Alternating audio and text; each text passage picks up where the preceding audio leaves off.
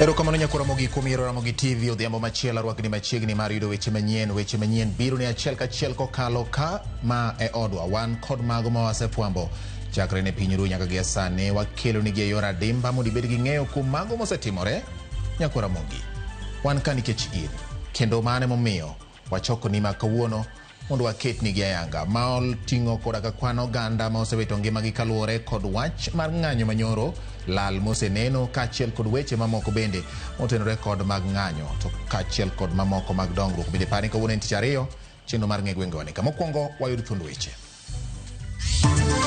Wakati niliona kona damu tulidhani ni kitu imemkata kama ni kitu imepasuka. Wakati nilimshika mkono kuangalia damu imetoka wapi, ndio mtoto wangu akaanguka chini. En lit gi kuyo ne familia buora ma wede gi nyone gi ng'anyo mag sabasaba ma okelo koda kanek mar nyithindo matindo. Na sasa na hesabu unaweza kuwa na kwanza kama 4.5 million. Na sasa hiyo sija hesabu zile magari zimechomwa. Tije ko bewane mindiko wa tichonge Kenya sani. Oala gi mapidho wa. Mine huyu wak to yuwak ok ber. Sininga alifachili di mimi ya bichi di mimi lakini gimadhi konyigonge. Johala kwano lal bang kamwandu ginyo kethi kendo kwal eng'anyo mag sabasaba.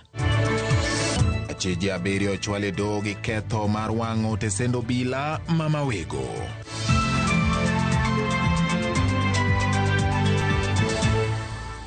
Machiegni nyakora mogi mar yudo weche manyien adimba weche manyien mago imore biro ni achiel kachiel. Jaloko mare iluongo ni Belinda Phillips nya Game Oremo. Nyinga en George Bati Daddy Cool wod Tsunami machiegni. Kwan ji ma oyange ni otho nyaka sani kaluwore kod ng'anyo manyobagi mar sabasaba nyoro chopo ji 31. Nonro ma ochiw gi riwruok makelo ne ratich oganda Kenya National Commission on Human Rights oyango ni kachop saa achiel mar odhiambo makawuono kwan tho en 31. Jogo manyo hinyore gin 107 ka ji maromo 532 osemaki. Bende yangore ni ji olalgo meru ka kwan mwandu manengone poko yangi bende nyokethore kaka Lydia Okeo lero familia mag jogo manyo negi koro dwaro ratiro. En kuyo kod mirima ne familia mopogore opogore. Giywago nyithindgi manyo wito ngimagi e kinde ng'anyo manyo bagi e pacho ka chieng' wuok tich e kinde ng'anyo mar sabasaba. Ng'anyo ma okelo ne kod tho mar ji ma report ma ochiw oseyango ni oheo ji 26 manyola magi osiloso. Venye nilinama walianza kukuja nikasimama. Sasa kwenda kutoroka nikasikia nimegongwa mguu na kitu sikujua ni nini, but venye niliangalia mguu nikaona shimo na damu inatoka. Nikajua hiyo ni bullet. Nasa aliniambia bullet ilikuwa imeingia sana, angeweza kuitoa. Lucy Ngugi min Bridget Njoki nyathi ma jahigni 12 ma report lero ni magina no mumodgi ma ochwado wiye e kinde manoneno wang' jowi.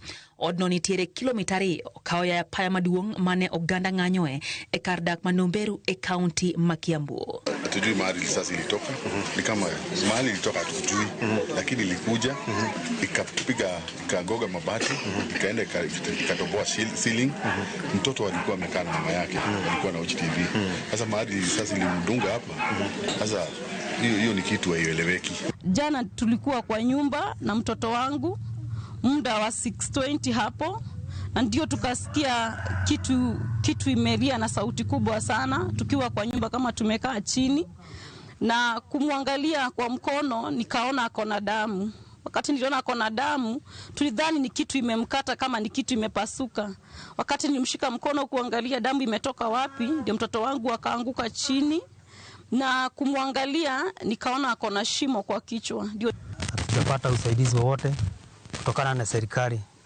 Hakuna mwenye amekuja kututembelea wala kutupa lambirambi. Dennis Mutuma majahigni 23 ne ochwad gi magina ma owito ngima nebo ma Kiambu e kinde mane enie dalagi. Magina no makong'e kinde mane oringo mondo mi odonje ot. Mimi si kukuja hata jana, nilikosa gari ya kukuja, sasa ninataka saa hii nione ile iko. Sina brother mwingine. Wanafaa waangalia hao watu, hizo familia zinaumia sana. Ebo mama Naivasha Jario kama otingo japuonjre achiel ne ochwad gi magina ma owito ngimagi kinde ng'anyono ka ji 20 ne orwaki kar thieth ma Naivasha sub-county. E kind ji 20 go, ji 8 ne nigi adhonde mag magina, kama moko noyudo hinyruok e lwet obila to moko noyudo hinyruok katemo ringo e kinde ng'anyono. Peter Njenga ma jahigni 23 ne ochwad gi magina e iye kendo owito ngimane kata kapok ne ochop kode od thieth, ka Anthony Kariuki japuonjre ma jahigni 19 ne owito ngimane ka yudo thieth bang' ka nochwade gi magina. Mtoto alikuwa ameendea pesa, mimi napeanaga managu kwenye niko napeanaga inapeanwa soko. Sasa alikuwa ameenda kuendea pesa, akirudi ndio alipigwa risasi. Naambiwa alikuwa anarudi nyumbani akiwa anatoka soko kuchukua pesa ya managu. Alipigwa maini. Sasa hawajaweza kunini wamemsaidia lakini hawajaweza. Familia go korodora te ona nyithindgi manowito ngimagi ka bende gidwaro mondo sirikal okaw ting' mar bero na nyithindgi kod ting' mar ik maggi. Na inasemekana alikuwa katikati ya umati, risasi ikamtoa hapo. Alikuwa amekuja juzi kuangalia familia yake ambaye amewacha watoto 2 na mke mmoja wake. Familia mopogore opogore madoyago wedegi ma olale midhiero mar ng'anyono. Kaunti ma Kiambu oseyange ripode 6 mag ji ma otho, Nairobi ji 5, kaunti ma Murang'a ji 4, Ngong e Kajiado kaunti ji 3, ka Kiserian ma bende ntiere Kajiado ntiere kod ji 2 ma osewito ngimagi. Naivasha e kaunti ma Nakuru ni kod ji 2 ma otho, ka gwenge ma oseyude ripode achiel mar ji ma onegi gin kaka Juja, Thika, Kitengela, Kerugoya kod Embu. Ningetaka pia kuuliza haki ya mtoto wangu nitaipataje? Na hata kama nitapata haki, watarudisha mtoto wangu hai tena? Hawatamrudisha ya kweli? Tukiambia polisi ati wao ndio watachunguza hawa watu, watawachunguza namna gani na wao ndio wanafanya kazi pamoja?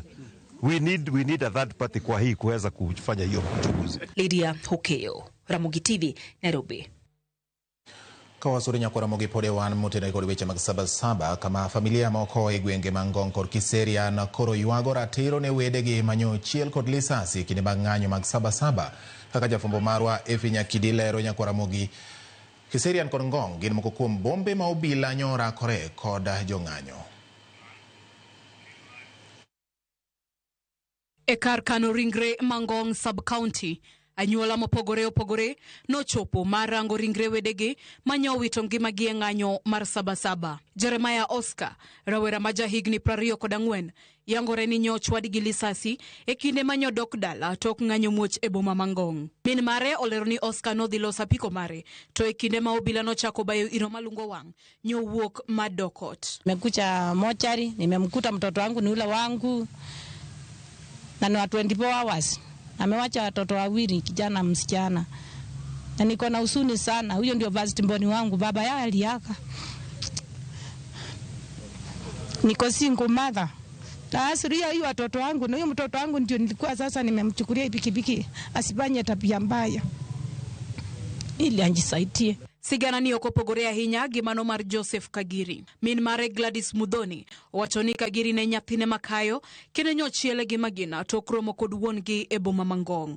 Wakati walikuja wakaonana na baba yake, akatokea tu kwa barabara. Nikapata ripoti amefika, nikampigia simu, akushika simu, ndo nikapigia babake simu. Nikauliza babake akaniambia wamepatana na wameongea, lakini ametoka tu hapo kwa barabara kidogo. Nikajaribu kupigia kijana wangu simu, nikampigia mara mingi akushika. Nikapigia babake simu tena. Babake akaniambia ameambiwa na watu mtoto wangu ako hospitali. Wakati nilipigia babake simu mara ya pili aliniambia mtoto wangu amefariki. E gwenge mabulbul Ngong, rawera moro bende wachore ni nyochwad gi lisasi kendo wito ngimane kanyo. Isamburu majahigni 27 wachore ni ne ok ng'any gi rawere moko e kinde ma lisasi nyojuke. Hakuwa kwa maandamano. Hata venye alipigwa hiyo risasi pande ya nyuma, mimi nilijua tu, hata watu wameniambia hata hakuwa, alikuwa anapita tu. Sasa ni kijana nilikuwa nimemlea na shida mingi sana. Sasa amewacha bibi na watoto, na bado bibi yake ni mjamzito. Dwaro mar wuon gi en mondo miyo rangi yore mag kedo gi jonjore e ng'anyo. Komachielo e gwenge ma Kiserian County ma Kajiado, wayudo anyuola mar Moses Tobiko, rawera ma jahigni 19. Min mare lero kaka Tobiko nyoromo gi tho mare Otieno Manyoro. Sasa mtoto wangu akaenda wapi? Kaenda hivyo.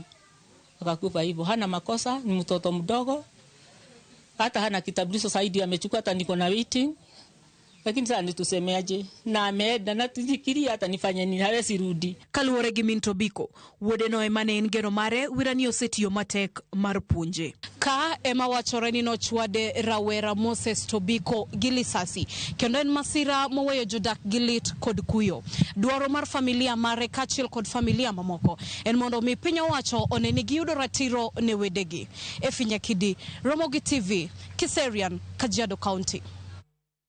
Riwruoge mag jochiw thieth e pacho ka obwogo golo jogegi e osiptende e kinde ng'anyo kaponi piny owacho ok ochwalo obila mag chiwo arita e ute thieth duto, ahinya to mago mag piny owacho.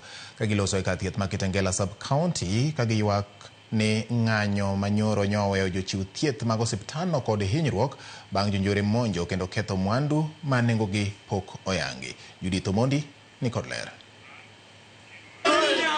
Nyoe en lweny ma okel bang' jatuo Mano Brian Kimutai malekore ni ogo kod risasi ochwale kar thieth ma Kitengela Sub-County. Jong'anyo ma olokore jonjore okelo lweny kod jochiw thieth kendo olokore ng'wech maka kod kacha, ketho mwandu kendo keto ngima jochiw thieth kamarach. Jowa nobedo attack kuonde ma gitiye e osiptende ma gichiwe thieth, kama onego beni jok mohinyore ringo bire, kama onego beni jathieth ok mul, onge piny mangima, kama ne jathieth osegoye, kama ne jathieth osema, kama ne jathieth osetam donjo tich, kama ne jathieth igoyo kamutiye, pok notimore. Jochiw thieth gi kokalo kuom riwruogegi onyiso ich wang' kod jong'anyogo magikoni nyaka e kinde mag monjgo pod ne gireso ngimagi kaka jochiw thieth to ne ok odewogi kata matin.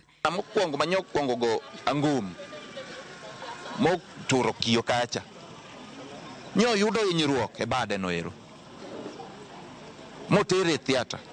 Seche manyo tere theater no nyo yudo gimoluongo ni shock manyo chuno ni nyaka mede remo.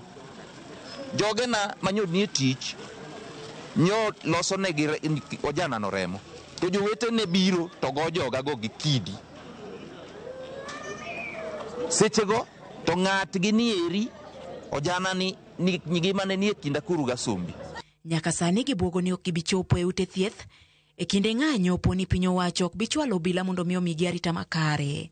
Tutakuwepo kazini iwapo basi watatangaza mgomo mwingine ambao wanasema utakuwa peaceful, lakini una end up kukuwa violent na watu wanapoteza maisha. Hiyo haiwezekani katika nchi ambayo ina sheria zake. By the next time there will be demonstrations and we do not have armed police security manning our hospitals and especially in the hotspots, we are going to ask our members to withdraw. Kopogore kod ndalo ng'anyo kende, riwruogegi mag jochiw thieth duto mapacho ka dwaro mondo mi oket obila kinde duto marito ute thieth ka gikoni kata e diere ma ok mag ng'anyo giseyudo monj maketo ngimagi kamarach. Judith Omondi, Ramogi TV. Johala kod joket mwandu medo kwano lal bang' ng'anyo ma odiochieng' manyoro weyo moko kuomgi kawo tur kendo kwal mwandugi ei dukni, to moko kuomgi bende nochuno mondo lor tijegi. Jafwambo marwa Cynthia Onyango miyowa picha mar chal mag kuonde mag ohala manyoyudo midhiero. E ngero mar ni tut mar pi ok pim kod lith tielo, bang' ng'anyo mag Sabasaba chopo e giko, piny miyo wang'e kendo bang'e piny ru, adiera mar lal ma ng'anyo makamano manyoro okelo koro nenore ayanga.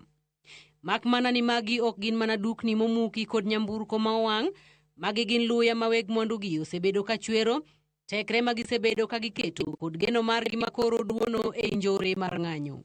Jamlek Njogu ma en jaohala e kar dak ma Kamukunji osebedo ka uso mwandu mag thep kata kamano mwandu ne duto okwal kendo lochege ariyo tia e mach kod jong'anyo moko ma otimo ne njore. Na hesabu unaweza kuwa na kwanza kama 4.5 million, na sasa hiyo sijahesabu zile magari zimechomwa So ukiongeza hiyo gharama utapata zinakuja karibu kitu 6 million hizo gari mbili na hii kazi yangu. So kwa saa hii nimeachwa hivyo, nimeibiwa kila kitu, sina gari, sina mali. So niko tu hivyo na sina chochote kwa saa hii. Na sina mahali ya kuelekea. Midhiero majabuoro olandore kendo mako nyaka jirende nema otur duknigi kendo kwal mwandu giduto. Na kitu nimebakishiwa mpaka materials zenye zilikuwa hapa, saduku zenye zimemalizika zote zikaenda, ambaye imegharamia karibu 800,000. Tulikuwa na mali ya zaidi ya 200,000 imeenda. Kulikuwa na microphone cordless zaidi ya 20. Kulikuwa na amplifier 2. Kulikuwa na remote hizi za sensor zilikuwa zaidi ya 2,000. Kulikuwa na mizani ya kupima. Kulikuwa na printer hapa ndani. Kulikuwa na photocopy machine hapa ndani. Tukupewa security enough, na hapo ndo walitufail kama government. At least wangetuguide kama tao, tungekuwa at least. Wegeche mako jowuoth maboyo bende goro kwan mar lal magiyudo bang' chuno gini nyaka gichung geche gitenge ka ng'anyo nyochuo chieng' odiochieng' manyoro. Kwa siku tunasafirisha zaidi ya abiria 4,000. Tukikuja upande wa usafirishaji wa vifurushi ama zile tunaita parcel, tunasafirisha zaidi ya vifurushi 10,000 kwa siku. Lal makama bende oneno e counties mamoko pachoka, moting'o boma ma Murang'a ma jonjore omonjo kendo wang'o dukni madongo, apeini kod mwandu ji. Aliakisha moto kwa barabara, alafu watu wa biashara wakaanza kufunga mabiashara zao. E county ma Machakos, jaket mwandu moro bende ywak bang' jong'anyo majende ketie omache loche ma oting'o gas mar tedo ma oweye kod lwete nono. Walikuwa wanataka kuvunja lori, wakashindwa na kuvunja, wakataka kutoa miguu, wakashindwa kutoa, wakatoa kioo ikaanguka hapa kwa barabara, ikavunjika. Sasa ndio wakarudi ndani, wakatupa tairi ndani ikiwa na moto. Johalo ywak ne sirikal to kod jong'anyo kendo nyiso luoro ni kethruok mamedore nikech ng'anyo kidek wito kata mana thuolo mathoth mag tije to ahinya ne rowere matindo. Ng'ama nyodhi tich nye onge, joma tiyo country bus te nyodo lalte. Abiria te manyo ting' manyo wuok dala kabiro kuonde gi benyo kwame korio, ji nyo chandre, koyo nyo chamo nyithindo mana nikech issue miwacho mar maandamano. Maandamano krach ni sheria sawa, lakini watime uru kuom kwe. Weuru ketho andwa, weuru ketho gik jowetenwa, magi anyuolawa, magi jonyuolwa. Tije ko be wane mindiko wa, tich onge Kenya sani. Ohala gi ema pidhowa. Mine uyuak to yuak ok ber. Silingi 1,000 dhi 100 dhi 1,000, lakini gima dhi konyigo onge. Bochopo kama ujana utaisha. Ujana ni moshi. Tungeomba Mr. Mukromen aweze kutupatia protection, especially the business community. Kwa sababu ni vibaya sana, wewe unatafuta mali yako na jasho, alafu kunakuwa wewe ni mlipaji ushuru, unarudi unakuja unaporwa na vitu zako hazipatikani. Adiera mar pek mar ng'anyo e piny Kenya yudore genga peini, oyudore osiptende kendo yudore ofuke mag dhano. Penjo, nyaka karang'o ma piny Kenya biro medo neno midhiero makamagi, to en kony mane ma piny Kenya nyalo kelo mar bedo kod kwe? Cynthia Onyango, Ramogi TV, Kamukunji, Nairobi. Achije manyondhi bang' ng'anyo mar 77 e bombe mopogore opogore pacho ka ne ochwale dodi chieng' ma kawuono ka idonjonegi kod ketho ma oting'o siayo tulo, yako mwandu kaachiel kod rocho chenro mag wuoth. Obila kokalo kuom milome ne jopiny nyoyango ni ji maromo 567 kama oting'o jaod bura ma Manyatta gi Tonga Mukunji nyondhi ka nonro dhi nyime. Jafwambo marwa Armstrong Osotwa miyowa mathoth. Tok ng'anyo mag 77 mane obedo pachoka, obila ne ondhiyo jong'anyo kaachiel kod achije mamoko kuomgi ne osechwale doho mopogore opogore pachoka. Jaod bura ma Manyatta gi Tonga Mukunji ne en achiel kuom ji mamoko 25 mane owendo doho ma Kahawa ka itude kod njore kaachiel kod siayo tulo ahinya to e masawa mar Kenya. Obila kata kamano ne okwayo jang'ad bura mana Richard Koech mondo migi thuolo mar ndalo 10 mar tieko nonro ka ng'eto e bura no ibiro winj tarik 10 dwe ni.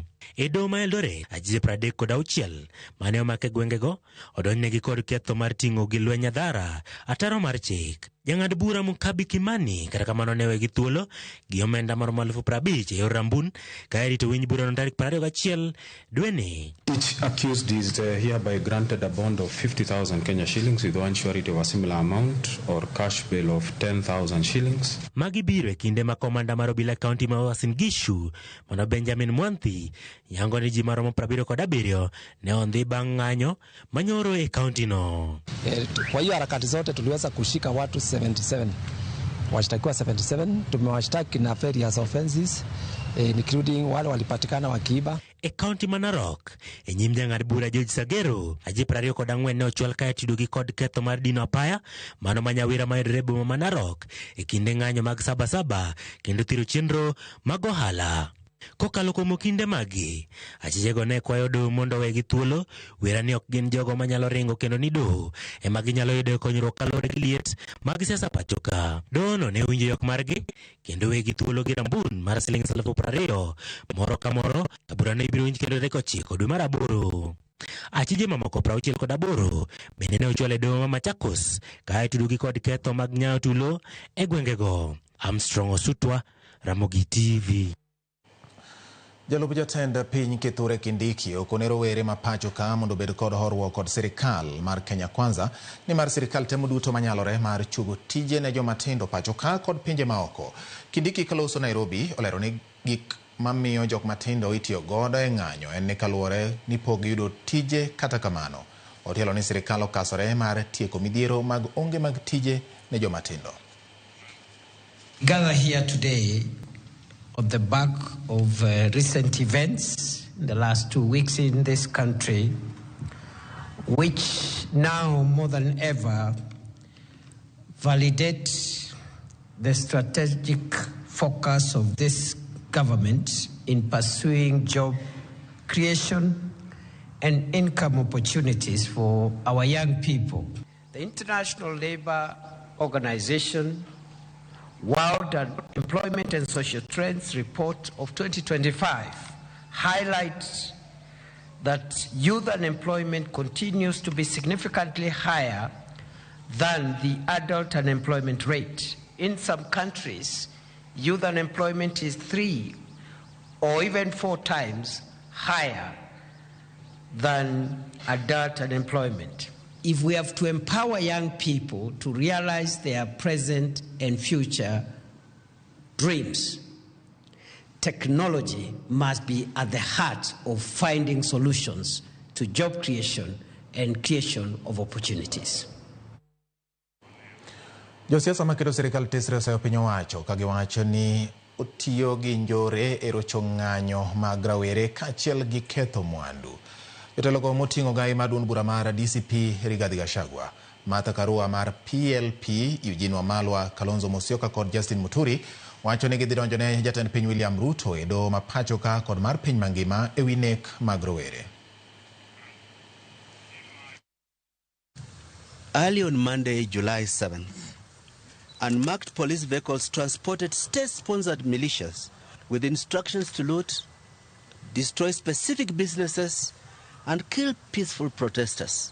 These state-sponsored militias worked closely with the police and committed senseless violence, shooting aimlessly at people's homes and attacking innocent bystanders. In another chilling incident reminiscent of Boniface Kariuki's tragic killing, these rock elements executed in cold blood an innocent civilian going to work. Enough is enough. 2027 is too far. We cannot allow another day of unchecked killings. We will publicize a list of shame and call on the public to share any information on businesses affiliated to this list of shame. Duol mochung' ne rango achiel mar Uganda NCIC koro dwaro mondo mak bura ne mane jalup jatend piny e pacho ka kendo jatend duond bura mar DCP Rigathi Gachagua bang' rem chopo e apis mar duond lo mar duoko penjo e wi weche manowacho ni kidek bedo ni yiero mag 2027 dhi bedo kod tulo. Jakom mar duol no Dr. Samuel Kobia wacho ni nyaka sani gisechwalo ng'ur e wi wachno ni apis jamin buche ma pacho ka bende oyango ni gisechako timo nonro e wi jaod bura ma Tiati William Kamket e wi gino ma wachore ni ne oseyo tulo e kinde ng'anyo mar were pacho ka. Duol no bende oseyo nek hinyruok kod ketho mwandu ma osenenore e pacho ka ahinya to kotenore kod weche mag ng'anyo. We as NCIC have followed very closely utterances by politicians, particularly those that amount to hate speech, to ethnic profiling, or incitement to violence. 2 cases out of 26 cases have been forwarded to DPP for prosecution. And we are actively listening to what the politicians are saying. Tuko na nchi ya kulinda, tuko na desturi ya kulinda, na katiba yetu haina fikira ya vita, haina fikira ya ghasia. Katiba yenyewe ndio inatuambia kile ambacho tunafaa kufanya, na ni njia ya amani, ni njia ya kuongea, na njia ya kushauriana na kupendana. Erokamano nyakora mogi wakaw ywe marwa mokwongo e weche manyien na maga oimore otieno ma tinendeni. Erokamano kuom keto Ramogi TV. Dickens Odhiambo Lo wuoda Lego from Kariadudu watching live. Erokamano ahinya. Shavel Kaya Migori wacho ni Ramogi donjo ne yo makare. Kasto Emi Nyayala wuod Bate winji maler ahinya ka antiere gi Jackie Nyarmodi e Kisumu. Hello, ng'ato ndiko na kamano. Hello to you. Ng'anyo ma Kenya kani en mana tho lilo, yani kifo tupu. En ng'anyo mane ma ng'ato dhiye ka odhier to otieko ng'anyo ka omeo ka chwarni. Mano emoja i wuoda Lego ka ugagi ma penjo kamano. Ni ng'ato dhiye e ng'anyo ko odhier to meo uduoko meo ka chwarni. Manyiso ni nyalo dhi to jomoko donjore kendo yako mwandu kendo giduogo gi mwandu magi yako. Hello Bati, Anorwata Tai Majority Leader Wudu Yoma Kubong Rachar. Neno Ramogi TV malera ahinya. Obila otimo marach mar nego jopiny. Owinjore mako obila ma ochielo gi magina jopiny go. Mano en bende e kaka oloso. Kani bende aneno ka Shavel duo kaendi kod weche mamoko. Ramogi ler kendo chenro neno maber ahinya amor kodu. George Bati awinji yo makare kendo Ramogi neno eyo madimba. Nyinga en Ato wuod Kodumba Kanyamua. Erokamano ahinya. Koro Ramogi reka en 26 bang' sa dakika 26 bang' sa 3 mar otieno. Weche manyien mago imore biro ni achiel ka achiel. Koro Ramogi kapok wadhi yweyo. Koro Ramogi odhiambo ma kawuono jagoro mongirore migao mar arita Dr. Raymond Omolo luoso kaka janyuol gi chuny mang'iyo ne piny owinjo bed ni ji duto ni kod ting' mar rito kendo mwandu owinjo bed ni rito oganda duto. Loso gi jopiny kokono joma jonyuol ni uweuru gi nyithindo. Ting' mar arita ok en mana mar sirikal kende, to ichake ka ji obedo gi twak kendo nyithindo oyudo wach gi duol kowuok kuom joma gin godo machiegni. Kendo ma wacho ni lalruok wuoyo kendo kiwuoyo gi joma tindo gi kinyiso gi ni magin pinygi ema en pinygi kendo winjo bed ni girite. Ok winjo bed ni donjo e piny makoro ji matindo kata jomoko ma inyalo tigodo mar lokore jonjore e piny. Kwayo maduong' en ni mondo ji olosi. Ok loso mana mar ji oromo ni ji ni e barasa, to loso mar ng'ado rieko kendo poro wach kinyiso gi kata kinyiso joma tindo kaachiel kod oganda poro wach kindgi mar ng'eyo ber mar piny. Wacho magi nyakora Ramogi e kinde ma bende noyuoro e nyasi mar choko mar omenda ne wuoda jaod bura Masona West Peter Masara ma bende nyocha nowito ngimane. Koro nyakora Ramogi en ote maduong' ahinya mar kwe ma bende isebed kijiwo kwe gi maduong'. Onge piny manyalo dongore ka onge kwe. Ote mare en ote mar janyuol, ote mar jatelo, ote mar Kenya ma ni kod chuny mar neno ni kwe obedo e Kenya mangima. Erokamano Nyakora Mogi. Makamu wa makamu bende kona ni bati kama antie ni amora enya gi weche manyien mag Ramogi biro kaleo kendo kaleny. Okona ni antiere ka kendo aneno malera ahinya e kinde mabende imosna PS Dr. Raymond Omolo kendo Manuspa PS chief guest e birthday ne. Gen Z ni omanyi representatives magi e county mondo ka ji dhi e dialogue kaka baba wacho to ji owuo gi telo ma oriere nikech onge ng'ama inyalo wuo nyawawa ok de wuogo ka onge jatelo to koro chalo nyawawa. Erokamano makamu wa makamu uda sere ugunja kelo uda loch maja kiranda kaching ward 7 in bende no ote mari kayo makare. Erokamano Moi Marienga in bende in kod wadani mondo mi adhi e yueyo kaduogo pod ote ugo abro lidho kendo abro somogi omiyo kapo ni mari poka somo sani kik idhi mabor med mana kete Ramogi TV waka uyueyo kaduogo pod wan gi mathoth.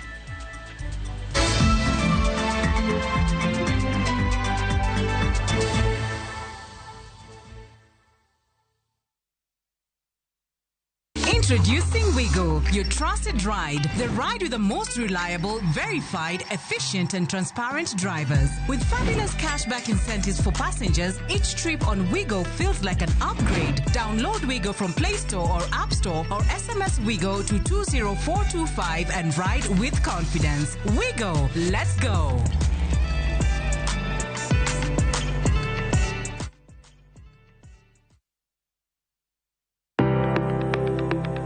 En gima konyo e ngima mapile, to ken gima ng'ato dwaro e ngimane. Bedo gi ngima maber miyo ng'ato dak e ngima maber.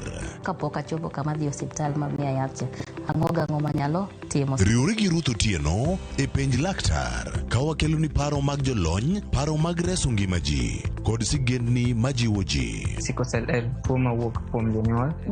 Koro ka ji pok okendre, ji onego gidhi e pim mondo ging'e ka gin gi jin mar sickle cell.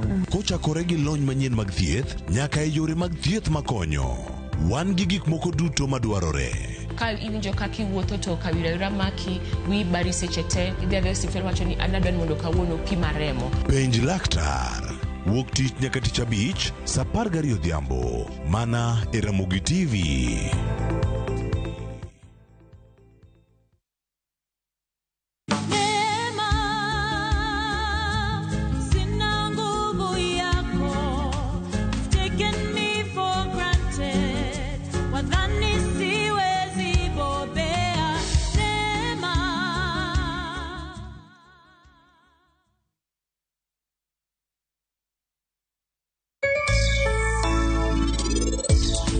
Koro yath kigoyo tigo horizontal, iketo spray idhi, odhi kama, to duogo, kichom yath ni i.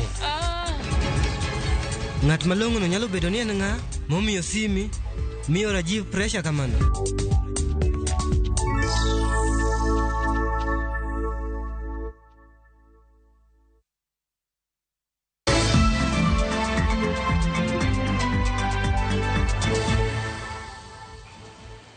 Machiegni kendo Nyakora Mogi wadhi nyime gi weche manyien. Obila osechako timo nonro ewi tho mar Boniface Omondi dichuo manyo yud ringre e tesend obila Manyamonye okinyi manyoro kalawe mar vesti oliero e ng'ute seche manok kende bang' ka obila nyochwale sel. Familia mare to ka oloso gidwaro mondo tim nonro ewi tho mare. Jafwambo marwa Steve Biko Mioler.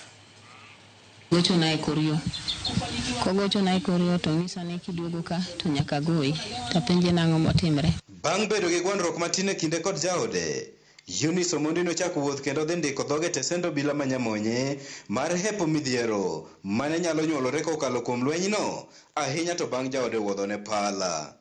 Reto tamako swordno gi lwete. Ariwo gi lwete. Koro kasemako gi lwete, tuai. Tapenje nito karang'o motimre, mini wacho ni dwa goya. Ang'o makosa? To wuodho na pala. Koro ka wuodho pala, to ng'isa na negi. Olero no obila nochopo kendo ndhiyo jaode, manoriko temo ringo, ma bang'e to nochwale tesend obila madundo Manyamonye. Walo, to eno mokwongo nena. Tanyiso polisi mondo owuo. to wuok gi ng'wech. Bing ni nowuok gi ng'wech nikech yo ne tin. Odhi otuomre e mabati mar bucha kamae to lwar. Kolwar to chung' gi ng'wech kendo. Polis ohawe to make. Omake to goye pingo. To wawuok wadhi ka polis. Kinyne noyudo sime maluonge mondo ochopie tesenno mar chiwo nonro e wi chakruok mar gwandruok gi. Koro mondo mi alwar achope Rough Road to simi ywak. Mkubwa gochona penja ni uko wapi? Tangisa ni niko hapa karibu. Tangisa ni mko wangapi? Tangisa ni niko tu hapa na watoto wangu. Tangisa ni mkuje venye. Bang'e to obila noyangone ni jaode okawo ngimane ok owuon e sel manoriko kete gino manoweye kod chuny lit. Asechopo to jo DCI penja ta explain nigi gima notimre. Katieko to ging'isa ni amejinyonga. Eunice noramo ni mondo otere ochuo wang'e ringre jaode kendo lero ni kane ochopo nobedo gi buok koyudo nanga mar vesti koliere ng'ut jaode. Achopo tayude kotweyo vesti e ng'ute to onyono piny to mako chonge kama aduoga. Gikone obila nokawo ringre kendo chwalo e kar kano ringre mabondo kendo chako timo nonro. Ka irito nonro, familia mar Boniface koro kwayo kony mondo giyud kaka gitimo bero ni mar kata mana kar dak kende gionge go. Kwayo mana ni sirikal okonya mondo ang'e ratiro mare gima dekel thone.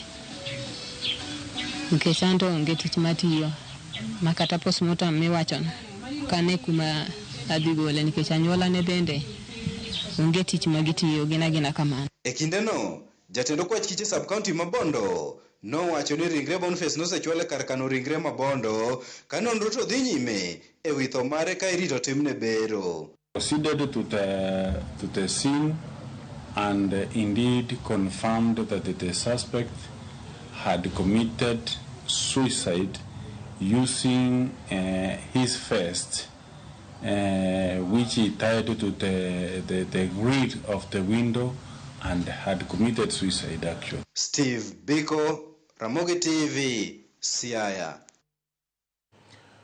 Kawadhi nyime eni achije abirio ochwal e nyim doho ma Oyugis ka itudo gi kod ketho mar wang'o tesend obila ma wego e kaunti ma Homa Bay tarik 3 mar dweni. Kaluwore gi obila matayo nonro Kennedy Oluoch, Nicholas Otieno, Tofik Owiti Mohamed, Michael Omondi Opiyo, David Bill Clinton, Robert Oka Abala kod Samuel Ouma Odhiambo ema oyangore ni ne tiayo mach ma omoko nyaka sani kama moko nyaka sani pok oyudi. E kindego do chiwo ndalo 7 mar tieko nonro e kaburano odhi nyime. Tesend obila ma mawego nowang' kanyo akanoter pacho ringre rawera Albert Ojwang Dala mayande ne onegi e tesend obila ma Central Nairobi.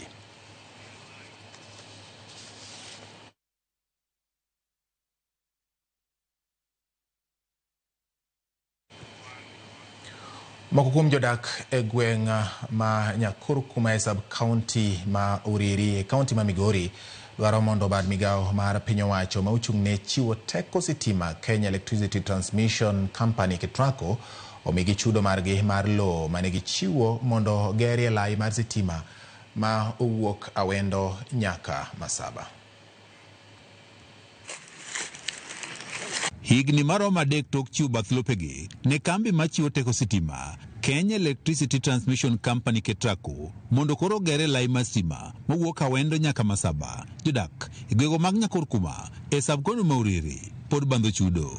Jodagi ma Nyakurkuma wacho ni gisetemo luwo chudo margi, kata kamano onge lipot malong'o magiyudo kowuok kuom KETRACO. Nang'eni gima nyachopo seji kapok ochula.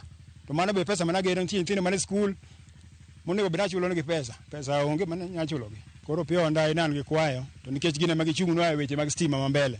giwuonwa gi jogi omiwa pesa. Ne ginyisowa ni gino tieko mana dwe achiel kende kata gi nus to gichulowa. To waserito arita ma koro higni oselokore sani higni 4 kapok waneno gimoro amora. Emomiyo achiwora ni mondo sirikal okonya. Mary Atin, achiel kuom jogo bandho chudo, wacho ni bang' chiwo lope ne KETRACO ne onego darne ode machiegni kod lai mar sitima. Kata kamano, mae bende koro pok otim kod kambini.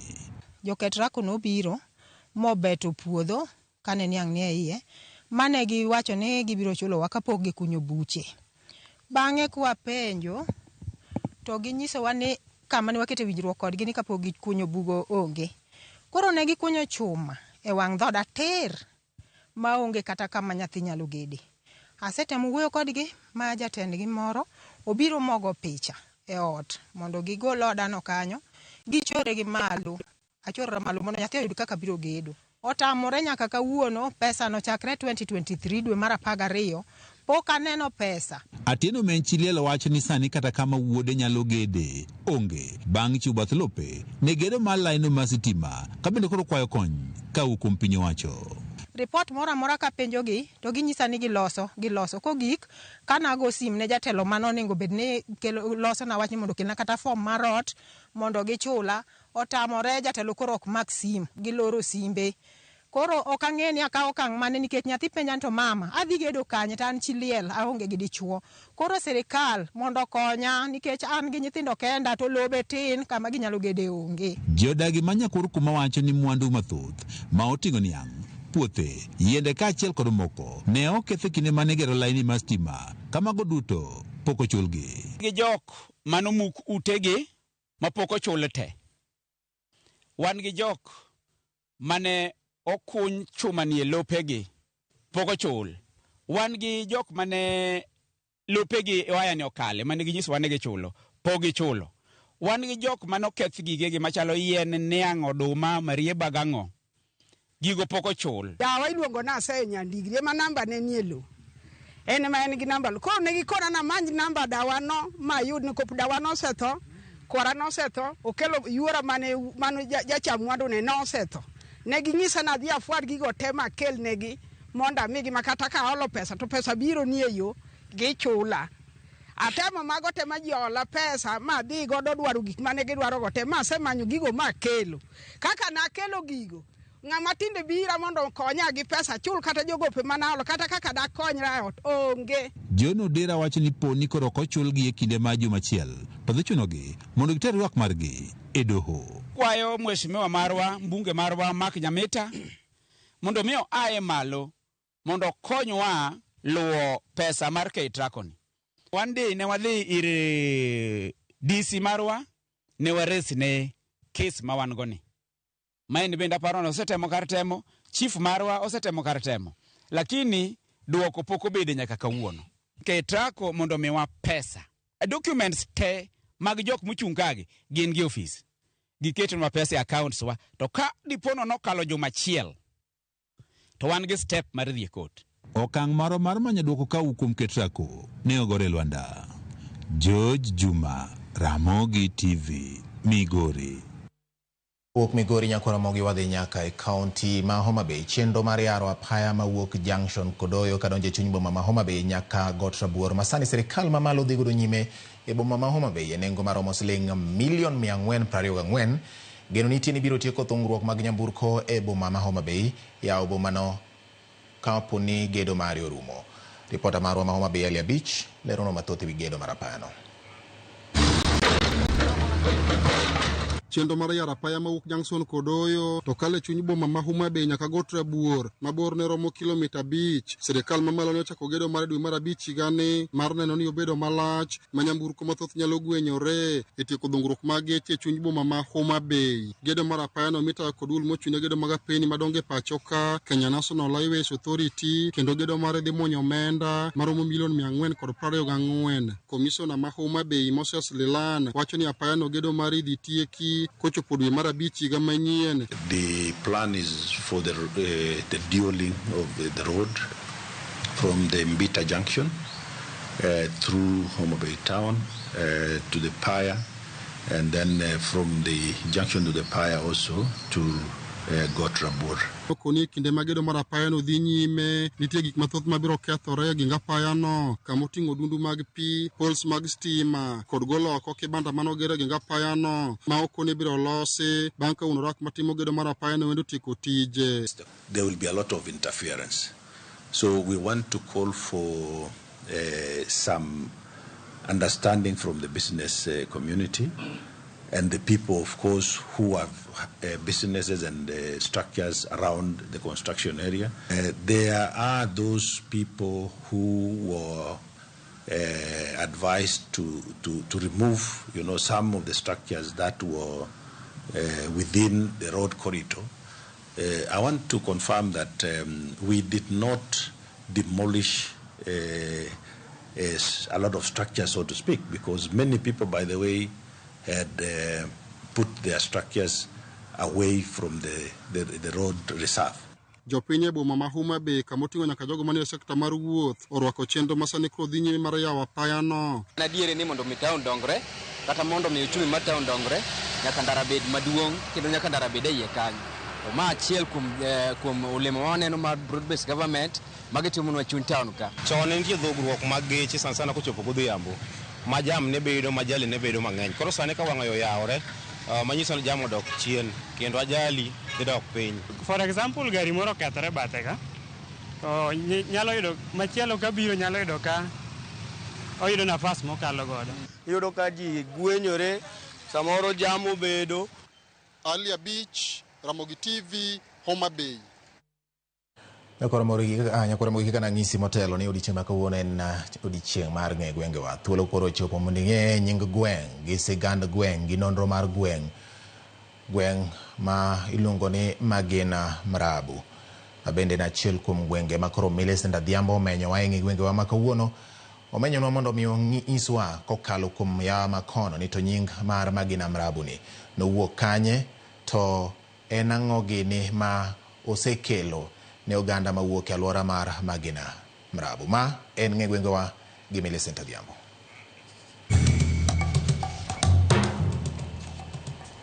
Nyakwara Mogi Ajwang' machiegni kendo e tielo machielo e chenro ni mar ng'e gwengewa jumani. Kalapapla mar ng'e gwenge ofuyo ma odhi opiyo e gweng' mong'ere ni Magina kata Magina Mrabu mayudore e sub-county ma Suna East e county ma Migori. Achiel kachiel kwambiko kod jogweng' ma Magina. Pachgi chalo nade kotenore kod gima dine mi chak gweng'ni ni Magina kata Magina Mrabu. Konyuola ka tayudo ka kilungo ni Magina, gimomiyo nochaka ni Magina, kidi moro nitie ka marachar iluonge ni Kitombo. Dhulu luonge ni Magina. Jaduong' moro ne nitiere kae manochako nying mar Magina. Koro wambe kwa biro to waluonge mana ni Magina. Magina en kama kuonde motimo kite.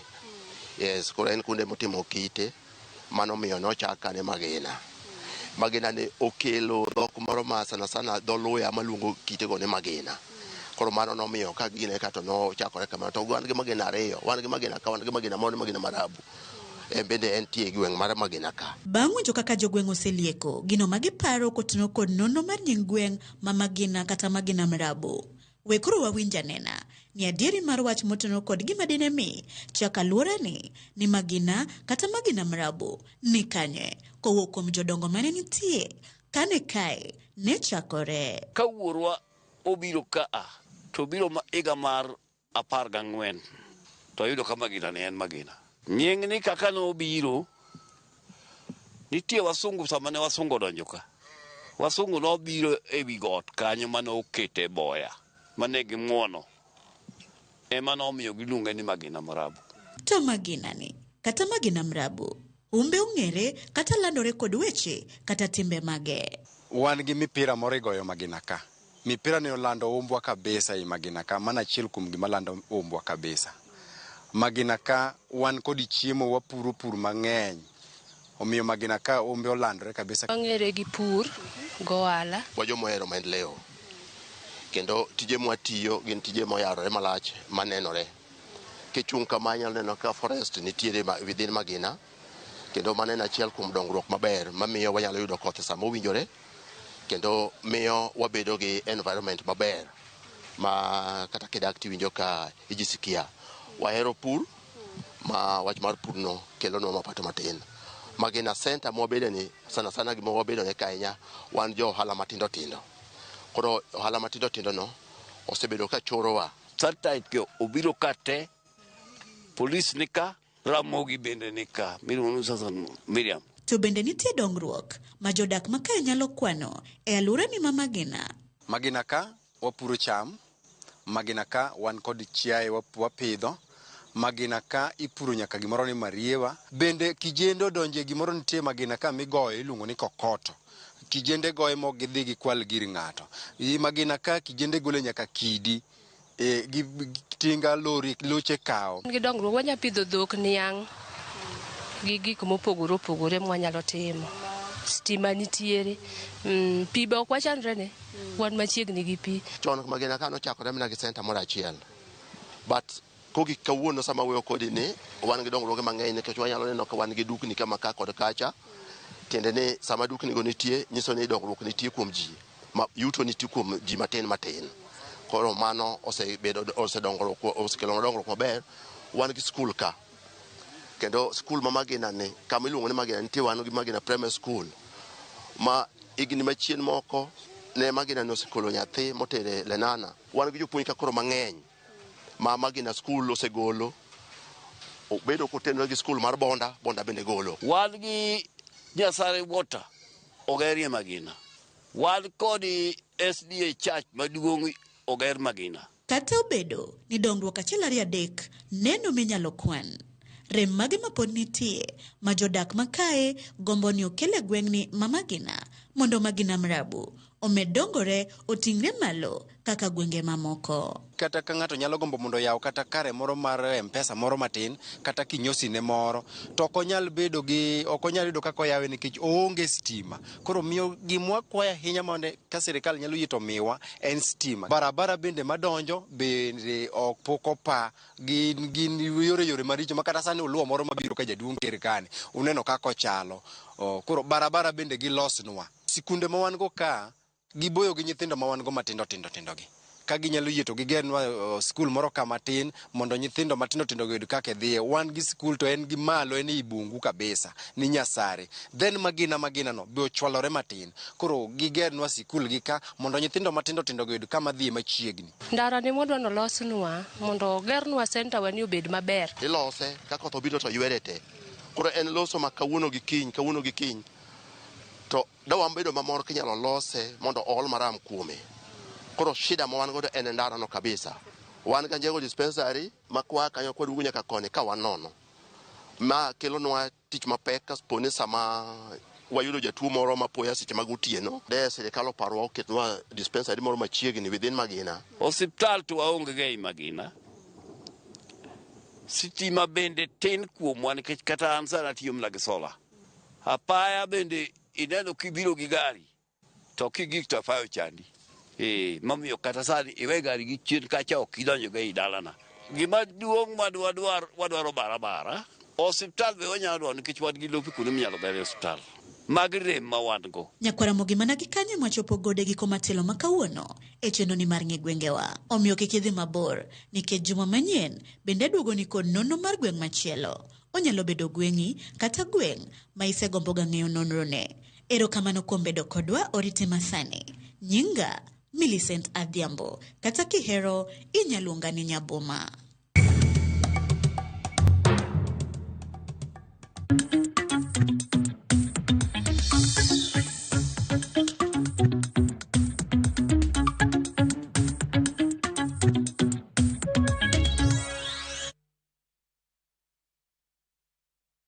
Bang'eyo nonro mara Magina Mrabu kata Magina kowuok kuom oganda makono wadhi nyime.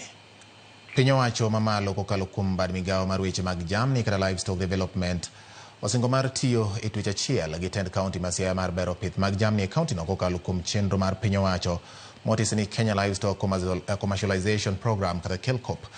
Seche mag limbe mar sidho chenro mag dongruoge mopogore opogore mitayo kod KELCOP e county ma Siaya. Jagoro mongirore mar migawo mochung' ne weche mag pith jamni Jonathan Mweke osingo ne sirikal biro chwalo yedhe mag chanjo ne jamni e kinde chenro mamoko mar bero yuto kendo jo nengo mag mwandu mawuok kuom jamni e kaunti ma Siaya. Spika mar kaunti ma Siaya ma oloso e lo Gavana James Orengo kwayo piny owacho mondo med yawo chiro ma iuse jamni e kaunti ma Siaya. Is considered very important. The national government to consider having this program, especially the animal market, that we have markets done in Aram, we have one in Boro, we have one in Akala, and another one in East Ugenya, Barober. We have also requested that funds be dispersed in a timely manner, and we have committed as a county government that will ensure our collaboration is smooth and will ensure that sustainability is guaranteed. We will be giving subsidized genetics for artificial insemination to ensure that we can improve the breeds here. We will also be vaccinating in conjunction with the county, run the national mass vaccination exercise so that we can control diseases of our livestock, enhance trade, and also ensure that we observe animal welfare.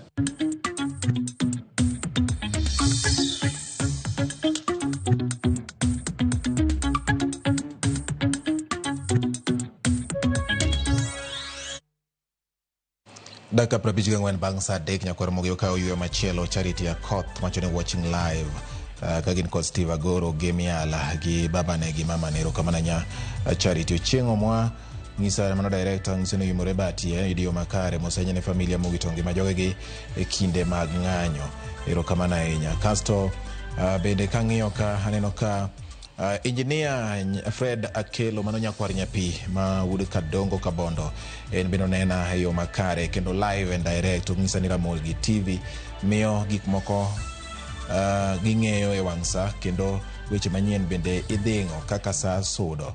Wacho ni entiere gwenge mag Kadongo Kabondo mano engineer Fred Akelo nyakwar nyapi erokamano ahinya Fred Akelo kuom kete e Ramogi TV.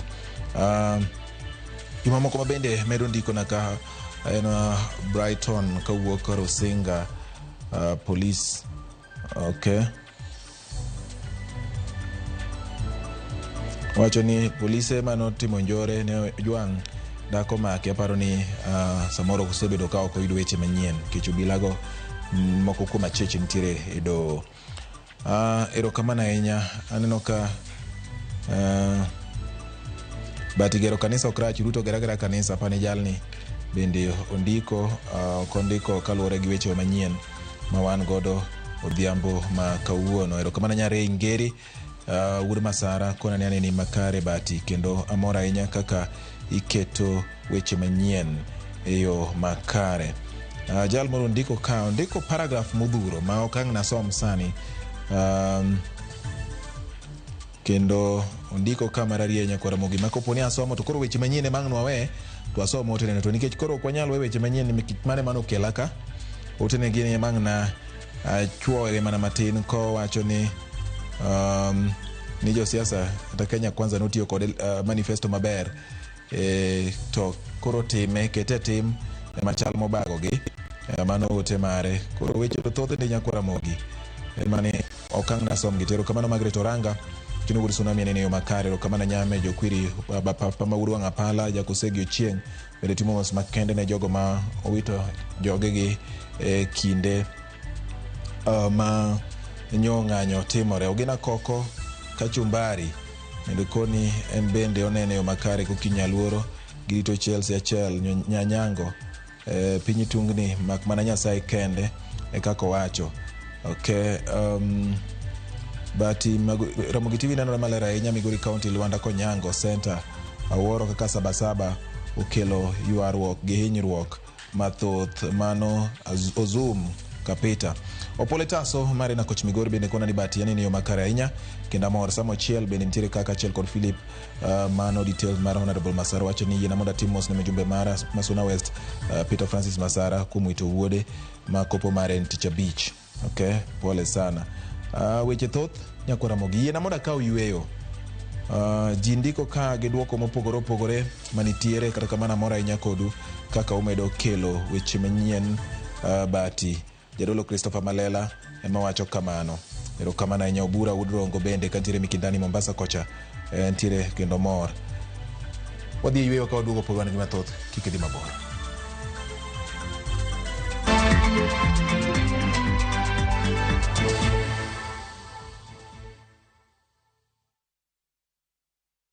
Explore Kenya, tembea na View Travel.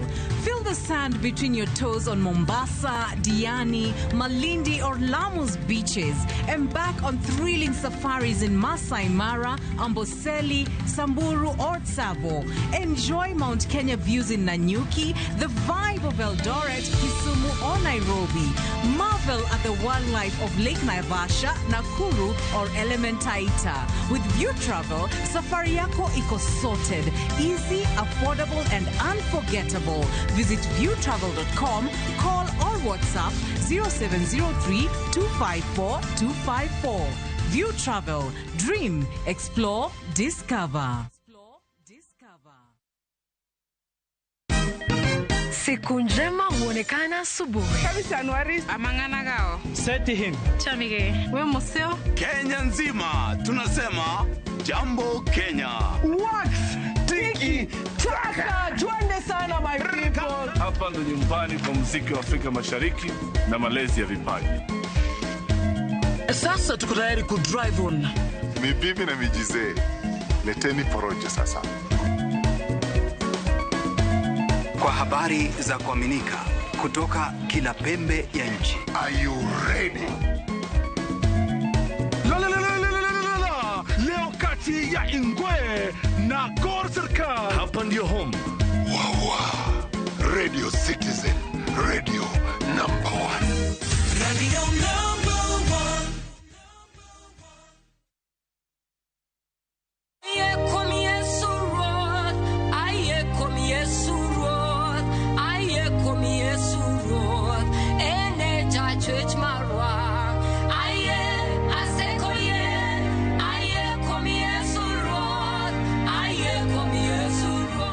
Kupata wimbo huu bonyeza *860 *419#. Kumbuka, Skiza na Citizen ndio nyumbani kwa wasanii wote.